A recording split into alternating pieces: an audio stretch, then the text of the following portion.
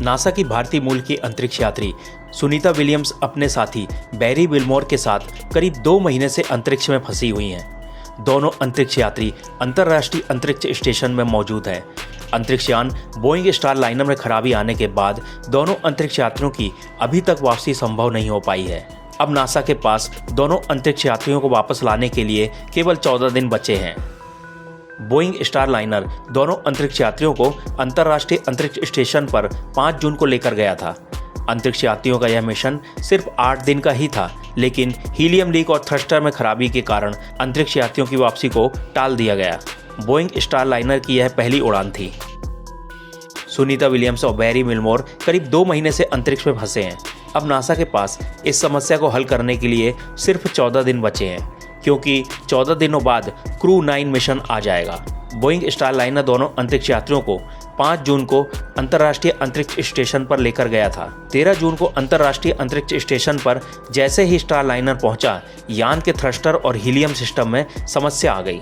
शुरू में 1 सप्ताह के मिशन के बाद पृथ्वी पर लौटने वाला था, लेकिन समस्या के चलते उनकी वापसी में देरी हुई। नासा के क्रू 9 मिशन आने के बाद सुनीता और उनके साथी को बचाने में और मुश्किलें आएंगी। जैसे ही क्रू 9 मिशन लॉन्च होगा, इसे अंतर्राष्ट्रीय अंतरिक्ष स्टेशन से जुड़ने से पहले स्टार लाइनर को डॉकिंग पोर्ट से हटाना होगा। इससे नासा का काम और मुश्किल हो जाएगा। क्रू 9 मिशन 18 अगस्त को लॉन्च हो सकता है। सुनीता विलियम्स के मिशन स्टार लाइनर को उसकी पहली मानवयुक्त उड़ान में परखना था, जो बोइंग के वाणिज्य क्रू कार्यक्रम के लिए एक महत्वपूर्ण मील का पत्थर है। अंतरिक्ष यान अंतर्राष्ट्रीय अंतरिक्ष स्टेशन से सफलतापूर्वक जुड़ गया, लेकिन करीब जाते समय इसमें लगे 28 थ्रस्टर में से 5 बंद हो गए। इसके बाद इंजीनियरों ने अंतरिक्ष यान के सर्विस मॉड्यूल में 5 छोटे हीलियम लीक का पता लगाया। इसकी वजह से बोइंग स्टार लाइनर अनडॉक होकर धरती पर नहीं लौट पाया है।